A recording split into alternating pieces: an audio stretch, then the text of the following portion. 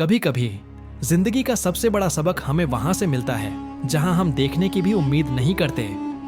एक सड़क किनारे बैठा भिखारी जिसने पूरे शहर की सोच बदल दी। क्या आप तैयार हैं उस कहानी को सुनने के लिए जो आपके दिल को छुएगी और आपकी सोच को झकझोर देगी? तो चलिए शुरू करते हैं। रघु एक बूढ़ा भिखारी था जो पिछले 20 सालों से शहर के पुराने बस अड्डे के बाहर भीख मांगता था। लोग उसे रोज देखते थे, कभी सिक्का दे देते तो कभी नजरअंदाज कर आगे बढ़ जाते। लेकिन रघु के पास एक राज था।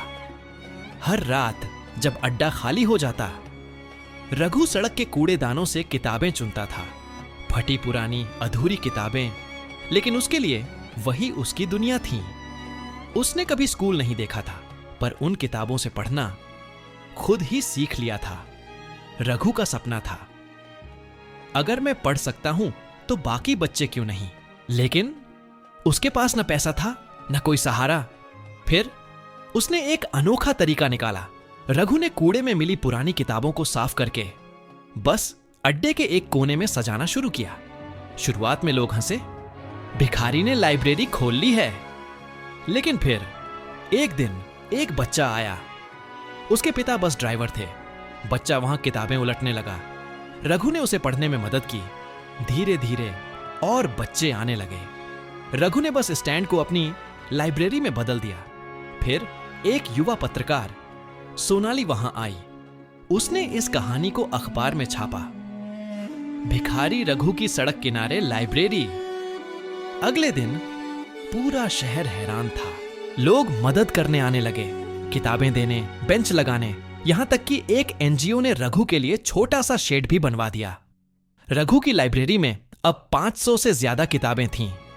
पर असली चमत्कार तो तब हुआ जब उन्हीं बच्चों में से एक आर्यन, जिसने रघु से पहली किताब पढ़ी थी, शहर की सबसे बड़ी सरकारी परीक्षा में टॉप कर गया। टीवी चैनल्स ने आर्यन और रघु की कहानी को नेशनल न्यूज बना दिया। रघु अब सिर्फ भिखारी नहीं था, वो शहर का ज्ञानदाता बन चुका था। उसके पास अभी भी पैसे नहीं थे, लेकिन उसकी झोली अब दुआओं से भरी थी। एक दिन रघु ने कहा, मैंने भीख में पैसे मांगे थे, लोगों ने सिक्के दिए, लेकिन जब मैंने ज्ञान मांगा, लोगों ने दिल खोल दिए। असली खजाना सिक्कों में नहीं, सोच में होता है। तो दोस्तों, रघु भिखारी की यह कहानी हमें क्या सिखाती है कि हालात चाहे जैसे भी हों, अगर इरादा बड़ा हो तो एक इंसान पूरी दुनिया की सोच बदल सकता है। अगर रघु कर सकता है तो हम और आप क्यों नहीं। आज से ठान लीजिए कि आप भी किसी की जिंदगी में रोशनी लाएंगे, चाहे वो एक किताब हो, एक सीख, या बस एक मुस्कान, क्योंकि असली अमीरी दिल की होती है। अगर आपको यह कहानी पसंद आई तो इसे जरूर शेयर करें ताकि रघु की रोशनी और दूर तक फैले। मिलते हैं अगली कहानी में। तब तक याद रखिए, आपसे बड़ा कोई चमत्कार नहीं।